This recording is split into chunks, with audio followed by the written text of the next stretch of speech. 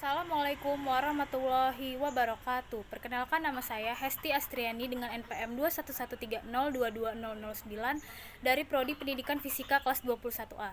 Di sini saya akan membuat video UTS Psikologi Pendidikan. 1.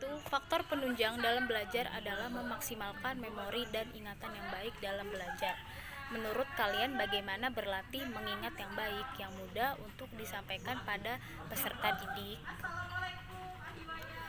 Menurut pendapat saya, setiap individu memiliki tahapan perkembangan yang berbeda dengan orang lain.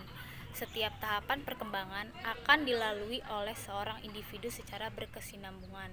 Namun secara umum, terdapat beberapa cara dalam melatih meningkatkan daya ingat yang baik dan mudah untuk disampaikan pada peserta didik, diantaranya yaitu 1. Guru atau tenaga pendidik dalam penyampaian materi pembelajaran menggunakan bahasa yang mudah dipahami, seperti halnya menyampaikan materi dengan singkat namun bermakna luas, sehingga peserta didik mampu menangkap dan memahami setiap poin penting yang disampaikan oleh guru tersebut. Yang kedua, guru atau tenaga pendidik dapat menggunakan teknik pembelajaran dengan melakukan asah otak dengan permainan sesuai dengan materi pembelajaran seperti mengisi teka-teki dan lain sebagainya, sehingga peserta didik tidak merasa bosan dan tegang selama pembelajaran berlangsung, serta dapat mengingat pada setiap kata kunci pada permainan tersebut. Yang ketiga, guru atau tenaga pendidik dapat menggunakan teknik pembelajaran dengan menggunakan metode gambar. Hal ini dikarenakan gambar dapat mudah untuk diingat dan dipahami dibandingkan dengan teks buku. Visualisasi ini dapat menjadi salah satu strategi untuk mengingat materi dengan lebih mudah. Materi yang diterima secara visual akan lebih melekat di dalam pikiran, sehingga akan lebih mudah untuk diingat. Yang keempat, guru atau tenaga pendidik dapat menggunakan akronim dalam pembelajaran. Ini adalah trik menghafal dan mengingat dengan menggunakan akronim atau singkatan, kata kunci, rima, dan lain sebagainya. Yang kelima, guru atau tenaga pendidik dalam menyampaikan materi pembelajaran dapat menggunakan media seperti PowerPoint yang ditampilkan pada layar proyektor saat pembelajaran berlangsung. Hal ini dikarenakan guru dapat membuat bahan materi pembelajaran dengan susunan dan animasi yang menarik pada PowerPoint, sehingga dapat menarik semangat pembelajaran siswa yang tidak monoton pada teks buku. Kedua, bagaimana implementasi self-regulasi pada peserta didik? Menurut Pinterich, pada tahun 1945, self-regulated adalah cara belajar siswa mengelola kegiatan individu untuk mencapai tujuan tertentu dengan cara pengontrolan perilaku, memotivasi diri sendiri, dan menggunakan kognitifnya dalam melakukan tindakan. 3. Sebutkan dan jelaskan faktor-faktor yang mendukung prestasi belajar siswa. Sebagai peserta didik harus memiliki sikap berprestasi. Upaya apa yang harus pendidik lakukan agar memiliki semangat berprestasi? Jika anak tersebut sulit, juga bagaimana upayanya? Dalam faktor-faktor yang mendukung prestasi belajar siswa terdapat faktor internal dan faktor eksternal. Yang pertama, ada faktor internal. Faktor pertama yang mempengaruhi bagaimana prestasi belajar siswa adalah faktor internal. Faktor yang sudah ada pada diri siswa itu sendiri merupakan faktor internal. Jenis faktor internal yang bisa mempengaruhi prestasi belajar siswa tersebut terdiri dari 1. Kondisi fisiologis atau fisik pada siswa, misalnya mata minus sehingga membuatnya sulit untuk membaca dari jarak jauh. Yang kedua, minat untuk belajar. Siswa yang minat belajarnya tinggi pastinya bisa meraih prestasi belajar yang lebih baik. Yang ketiga, tingkat intelijensi atau kecerdasan. Siswa dengan tingkat kecerdasan tinggi lebih mudah mengikuti pelajaran di sekolah. Yang keempat, motivasi untuk belajar. Siswa yang memiliki motivasi belajar tinggi lebih mudah meraih prestasi karena dia akan lebih bersemangat untuk mempelajari semua materi yang diberikan guru. Yang kelima, bakat dan minat siswa. Seorang siswa akan lebih bersemangat untuk mempelajari materi yang disukainya. Misalnya siswa yang suka berhitung, maka dia akan bersemangat mengikuti pelajaran matematika. sehingga kemungkinan besar nilainya lebih bagus dibandingkan mata pelajaran lainnya yang kurang diminati. Selanjutnya ada faktor eksternal. Faktor eksternal adalah faktor yang mempengaruhi prestasi belajar siswa yang berasal dari luar diri siswa tersebut. Beberapa faktor eksternal yang dimaksud antara lain: 1. Faktor yang terkait pengaturan pembelajaran di sekolah, kurikulum yang digunakan oleh sekolah. 2. Metode pengajaran yang dilakukan oleh guru di sekolah. 3. Kedisiplinan yang diterapkan di sekolah. 4. Fasilitas dan sarana mengajar. Yang kelima, sistem pengelompokan siswa. 2.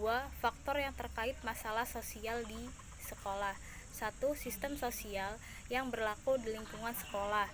2. Interaksi yang terjalin antara guru, staf, dan siswa. Yang ketiga, faktor yang bersifat situasional. 1. Kondisi politik dan perekonomian dalam negeri. 2. Keadaan dan kondisi iklim maupun tempat. Baik faktor internal maupun eksternal sifatnya saling melengkapi dalam mendukung prestasi belajar dari siswa. Supaya pengaruh negatif dari berbagai faktor tersebut bisa dikendalikan dan diminimalisir, maka guru melakukan evaluasi belajar secara berkala. Bentuknya bisa berupa pemberian tugas, mengadakan ulangan, dan juga ujian. Dari penjelasan di atas bisa disimpulkan bahwa salah satu faktor yang mempengaruhi prestasi belajar siswa adalah kondisi lingkungan, sarana, dan fasilitas pembelajaran di sekolah. Adapun upaya yang harus pendidik lakukan agar siswa memiliki semangat berprestasi diantaranya yaitu: 1. Memberikan motivasi belajar pada siswa, karena motivasi adalah syarat mutlak dalam belajar. 2. Menguatkan keimunan siswa untuk belajar. 3. Mengatur jumlah waktu yang diperlukan untuk belajar. 4. Ketekunan dalam mengerjakan semua tugas. Yang kelima, menciptakan suasana yang menyenangkan dalam belajar. Yang keenam, menggunakan variasi metode penyajian yang menarik. Yang ketujuh, memberi pujian yang wajar pada setiap keberhasilan siswa. Yang kedelapan, memberikan penilaian kepada siswa. Yang kesembilan, memberi komentar terhadap hasil pekerjaan siswa. Yang kesepuluh, menciptakan persaingan dan kerjasama yang baik pada siswa.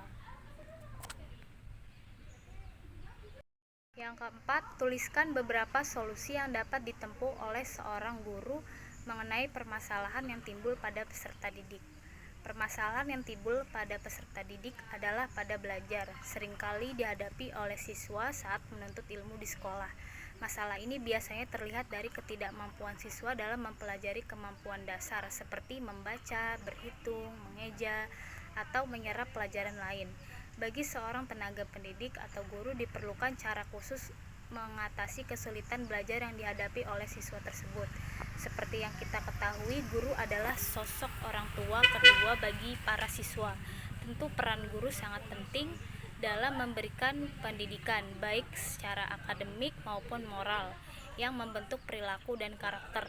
Sangat disayangkan apabila pesan atau pelajaran yang disampaikan guru tidak bisa diterima dengan maksimal oleh siswa tersebut.